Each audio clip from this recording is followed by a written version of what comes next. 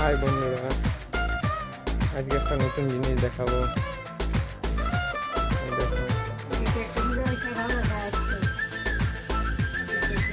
আমাদের ঘরের সামনে চাল কুমড়ো হয়েছে। ক্যামেরা দেখো,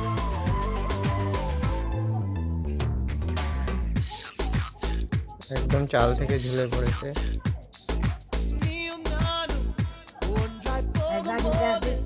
এখন এটা কাটা হবে।